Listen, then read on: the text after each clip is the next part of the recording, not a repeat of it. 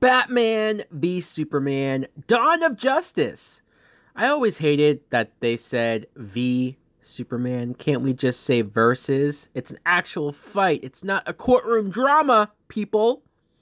But this film, when it came out, it was highly anticipated, highly looked forward to by all of us DC fans, superhero fans, because look, you have Batman and Superman, two of the biggest, most well known superhero characters of all time, finally in a film together. Finally, for the first time, sharing a screen, interacting, fighting, teaming up. Whatever they were going to do, we were there for it. And the film kind of disappointed. The film did a few things, yes, a few things that made it go wrong. First things first, at the very beginning, the opening credits, it showed us the death of Bruce Wayne's parents. Look, we've been here. We've done this so many times. How many times do we have to watch Bruce Wayne's parents get killed and shot down? It's just, since we have seen it so many times, it's almost parody at this point. He's one of those characters, Batman is one of those characters where you never have to retell his origin ever again. We've seen it in Batman 89. We've seen it in Batman Forever. We saw it in Batman Begins in probably the best way possible. It's just Zack Snyder, I guess he thought he wanted to do it in his own overly stylized way. Okay, fine. And yes, it's in the opening credits, so you can argue that it's not important, but at the same time, why is it here if it's not that important? But let's get to the good, because there is good in this movie. The Man of Steel battle that is told through Bruce Wayne's point of view. This is genius. This is great because seeing the battle in Man of Steel, that end battle was where Superman fights Zod and the two of them are going at it and destroying things, destroying each other. I personally enjoyed it because I was just so happy to see Superman punch something and fight something that actually could fight back and it's not Lex Luthor all over again. But other people did have a problem with it. Other people did think that it was too much destruction, it was too much chaos, that too many people got hurt, probably in the city. So the movie addressed that. The movie addressed it from Bruce Wayne's point of view, and it gave perfect motivation for why Bruce Wayne would hate Superman and potentially go after him. So all of that is good. And if we're talking about the Ultimate Edition, because yes, there is a 3-hour version of this movie. In that Ultimate Edition, we see the death of Jimmy Olsen. Jimmy Olsen is introduced in this cut of the film because the guy says his name. In the theatrical cut, he doesn't say what his name is, so it's just a guy with Lois that gets killed. But in this cut, he says his name, he is Jimmy Olsen, and he just gets shot in the face. Clearly, Zack Snyder does not give a shit about these side Superman characters. I wish we got more scenes of Lois and Clark because I think they have good chemistry, Amy Adams and Henry Cavill. I know a lot of people don't think they have good chemistry. I just feel like they haven't had the time and the scenes to build up their relationship and build up the love and the connection that these characters could share. And that's a problem in general. Lois Lane does not get a lot to do in this film. She gets a side plot of her investigating this bullet that she feels is connected to Lex Luthor, and so you see her going around and making connections and talking to a government guy and trying to prove it. But ultimately, where does that story point go? Not hardly anywhere. And we needed more Clark Kent. This is our only sequel at this point to Man of Steel. He still hasn't gotten his own sequel. And so this is where you're seeing Clark dealing with the public's outcry, dealing with the news and all of these reporters saying that Superman is potentially reckless or that he's not a hero or that he has too much power and that it could be a danger and it could harm people.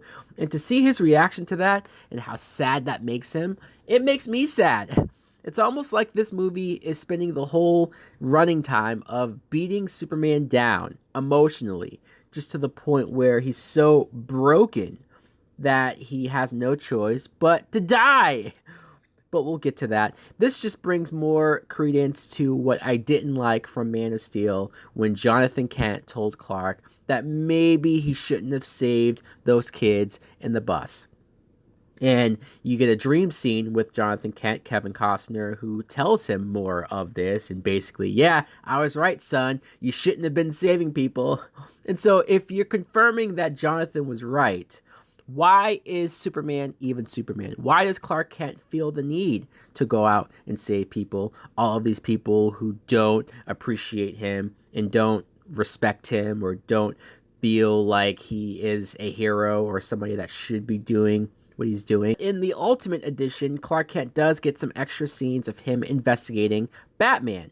And that's good because it shows not only Clark Kent trying to be a reporter, but it shows Clark Kent realize that Batman is a killer, that Batman is violent, he is vicious, and that he brands criminals, which is something that I'm not a fan of. And let's talk about Batman. I don't like the fact that Batman is a killer. I know that Michael Keaton's Batman did kill. I know that there has been versions of Batman in the comic books where he killed, but the most sense that Batman makes to me is that he has that one rule, is that he doesn't kill. Batman not killing, especially after what happened with his parents and him not using guns, it just psychologically it makes the most sense. It shows just why he's tortured. It shows that he is the bigger and better man, that he doesn't kill anyone, that he won't kill anyone under any circumstances. There are scenes where Batman is chasing people in the Batmobile and he's blowing up buildings, blowing up cars, blowing up criminals in these cars. He just doesn't care. And some people are like, yeah, cool, finally, a badass Batman. That's what they want. But if we're talking about in context of this plot, of this conflict in general, Batman's whole issue with Superman is that he was too reckless, that he caused too much damage, that he was indirectly responsible for the deaths of a bunch of people. So why is it okay for Batman to do the same thing? Why is it okay for Batman to blow stuff up and to kill criminals and kill people who, honestly, if they're just low-rank criminals, they're not the masterminds. They're not the people who are configuring these plans and doing the ultimate bad things that are out there. And if you're telling me that this Batman kills, then why the hell is the Joker still alive? Why would this Batman keep the Joker alive but kill petty criminals? It doesn't make sense, and there isn't an explanation for this. I think the movies just figure, hey, nobody's going to think about that. I thought about it. I think he looks intimidating and imposing in the costume. I think the costume looks at its best. That warehouse scene where Batman goes in and just beats the holy crap out of criminals, it looks amazing, and it is one of the coolest Batman action scenes in general that I've ever seen on screen. Jesse Eisenberg as Lex Luthor, man, this is clearly the worst part of the film for me. Jesse Eisenberg is a good actor in general. I've seen him in other things where I go, all right, yeah, he can pull off The Social Network. He can pull off Zombieland. He could pull off other films. But as Lex, no. The Jolly Rancher scene alone is one of the weirdest scenes ever. I don't know if this is supposed to be intimidating. I don't know if this is supposed to be like, oh my god, Lex is evil. He's shoving candy into people's mouths. Or if it's just supposed to be goofy and I'm just supposed to laugh at this version of Lex. And like, who wants to do that? Who wants to laugh at your main villain, our main guy who is behind the scenes, who is the mastermind, who is pulling the strings, who is somehow outsmarting our two biggest superheroes and convincing them to fight each other? Look at the scene where he's giving the speech and he's in front of everyone and he's just acting weird and he almost has Tourette's and he's rambling on and stumbling over his words. And how do you watch that and not think that that guy is bad or that guy has some major issues? And this is the first time that Bruce Wayne and Clark Kent meet each other. Doesn't anyone think it's weird that Clark Kent doesn't know who Bruce Wayne is when he arrives at the party? Clark Kent asks somebody next to him, hey, who is that? And the guy says, oh, you must be new around here. That's Bruce Wayne. And Clark Kent, it's not even like he was saying that to be naive or pretending to be dumb. No, he seemed like he genuinely didn't know who Bruce Wayne is. How is that possible? You're a reporter. for the Daily Planet and you don't know who the richest guy in town is? All right. Scoot McNairy is an actor who, when he was cast in this film, you thought, all right, he's going to have a big part, a significant part. He was probably going to play a big role in something that went down. When you see him at the beginning, he is crushed. His legs are crushed by a building, and so he has resentment towards Superman, and he's in a wheelchair. He defames the statue that's supposed to pay tribute to Superman, and so now you're wondering, where is this going to go? All right, cool. Maybe Scoot McNairy's character Wallace will become Metallo. And I still to this day think that instead of what we got at the end of this movie, this character should have been turned into Metallo, so then that way his hatred for Superman, which makes sense and is valid, would make him more of a threat, make him a character that would come full circle and get a big battle with the Man of Steel that he probably was looking for.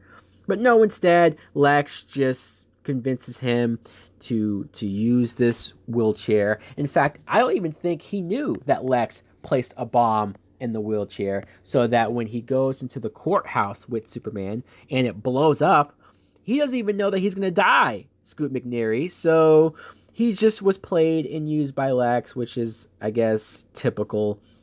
But Mercy Graves, she's another character who originally was from Superman the Animated Series. So this was a big deal for me to see the character Mercy Graves presented in this film, presented on a film for the first time, and she was Lex Luthor's right-hand woman, his bodyguard in a lot of ways. And sure, the actress, they didn't give her much to say or do, but I still liked her presence. I still liked that she was there. She too is a character that Lex doesn't tell about the bomb and that he lets stay in the courtroom and lets die in the explosion. Why? Why do this? Not only why do you do this to her, but why do you even bring the character into this movie just to kill her off? Once again, Zack Snyder does not like side characters from Superman. So let's get to the main crux. Let's get to another reason why I dislike Lex in this movie. He kidnaps Martha Kent. So as if Superman and Batman don't have enough of their own reason to fight each other, enough of their own conflict that they're going to have to settle and get to the bottom of on their own, Lex pushes Superman towards the fight. He kidnaps Martha, and he uses this. He says that he's going to kill her if Superman doesn't kill Batman. So Superman just has to go along with it, I guess. He does try to convince him and tell him what's going on, and Batman's not hearing it, so that's where we get the fight. And look, the fight itself is fine. The fight does have some really cool moments. It's always great to see Batman fight Superman in any type of way. Batman with his armored suit that's directly from The Dark Knight Returns. It does look very cool. It does look very stylized. Them fighting in the rain, them fighting in the building, Batman having the kryptonite that he's using on Superman to weaken him and to get the better of him. All of this is great. Besides this, we get to the dreaded Martha scene, which now is infamous, which now is one of those scenes that everybody and their mom makes fun of, and I almost can't blame them. So as Batman has Superman pretty much dead to rights, Superman says in almost his last dying breath, "Whatever you do, you have to save Martha."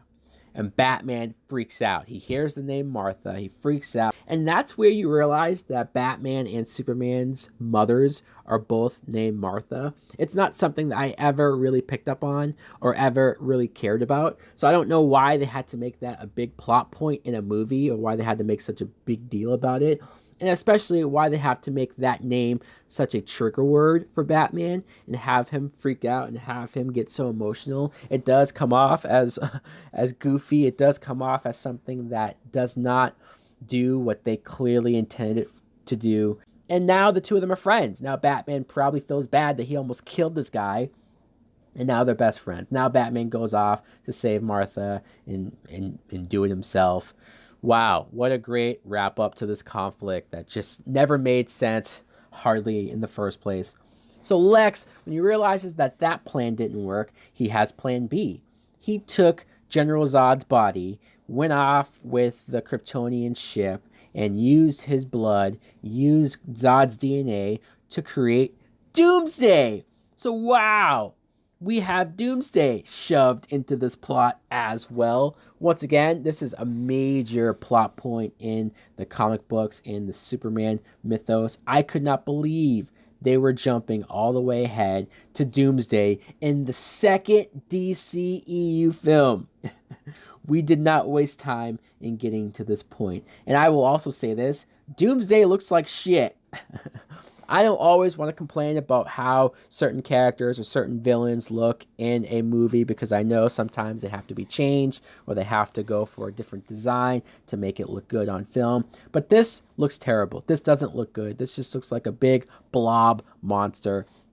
When Doomsday in the comics has such a cool design to him, has such specific details and has those bone structures. I don't know why they didn't take advantage of that. I don't know why they didn't make this monster, this creature who doesn't talk and doesn't really have any other characteristics besides the fact that he can physically take Superman, have him look cinematic, have him look like a big deal. And so, okay, fine. The fight with Doomsday and Superman looks halfway decent. You get some decent action with them. Wonder Woman comes out of retirement. We should probably talk about this. They introduce Gal Gadot as Diana Prince, and she spends the whole movie looking for Lex and looking for these specific files. And we see the files, and inside the files are security footage of other metahumans. And one of that includes a picture of Diana from 1918.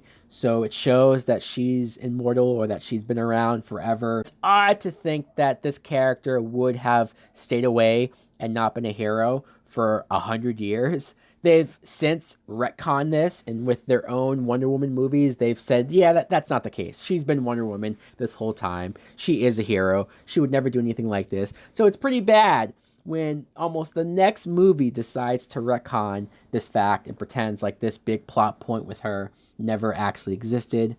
The other security cam footage, you see Barry Allen, the Flash, do his thing in a convenience store. You see Aquaman underwater because it's just that's what he does. And you see Cyborg being created, practically his origin, which if you don't know who Cyborg is, this scene comes off completely random and completely weird and confusing. And that's your setup for the Justice League. A random security footage with the heroes' symbols already created by LexCorp, which is a detail that I know they probably thought was a cool Easter egg, but it just comes off as silly and dumb. And you know what? We didn't talk about this. The Flash dream sequence. There is a dream sequence that Bruce Wayne has where he falls asleep. He has this vision, and they call it the nightmare scene, where he sees the city completely destroyed with the apocalypse symbol in the dirt, and you see these parademons flying around, and Batman, almost Mad Max style, having to fight all of them, and you see Superman as evil and all of this stuff, and it looks crazy. It's pretty trippy. It seems like it's setting up for something big in the future. And then Bruce Wayne wakes up and he sees the Flash seemingly out of the future through a portal. He's warning him that he was right about Superman and that Lois Lane is the key. She's the answer. And all of this isn't explained. All of this is just a big what the F moment. I know this was supposed to play into Zack Snyder's plans for Justice League and subsequent sequels to that. But as it stands now, and since DCEU did decide to change course and not really go along with this scene always comes off as a little wonky, a little weird. So at the very end of the movie, let's cut to that because the Doomsday fight with Superman does sacrifice himself. He does get himself killed in order to kill Doomsday. I was impressed in some sense that they went for it, that they did decide to kill Superman. And I know the whole world crapping on Superman earlier and saying that he wasn't really a hero. This death is supposed to show them that they were wrong. And now that they are going to appreciate Superman and they are going to mourn him and wish that they were better to him. And so maybe logically that makes sense. Maybe logically for when Superman does come back, it would make him beloved like he should have been. But to do this in movie 2 it's too big, it's too rushed. Not enough history has happened for this plot point to really matter, for this plot point to really make a lot of sense.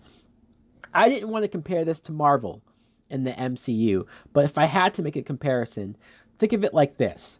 What if Marvel's first movie was Iron Man, which it was, and then their very next film was Civil War, with Iron Man fighting Captain America, with no build to any of the other characters, with no real substance to the history of why these characters fighting is a big deal, why it is heartbreaking, and why their motivations would make more sense. I can watch BVS and enjoy it on a certain level, enjoy it on a very low level, but it should have been a lot better. It could have been a lot more epic. It could have been something that people still to this day, years and years later, would be talking about. But unfortunately, so much went wrong. So guys, let me know in the comments below, what do you think of Batman v Superman? What went wrong? Do you agree with what I'm saying here? Or do you think that the movie is perfect on its own? Do you have other issues that I haven't even mentioned?